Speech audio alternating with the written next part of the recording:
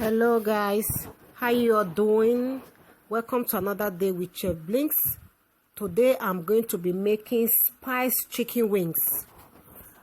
Please subscribe to my YouTube channel if you have not done so, and God bless all my subscribers. Hit the notification bell to know when I upload new videos, and feel free to leave your comment below. So let's get started, guys. Hello guys, I'm going to be making chicken wings. This is paprika, pepper. I'm adding my thyme, my garlic, white pepper, black pepper, some salt,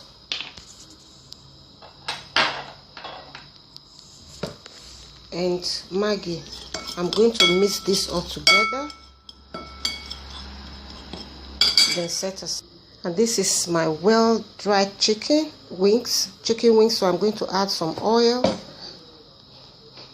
So I'm going to mix and okay, so I'm going to add this to my spices.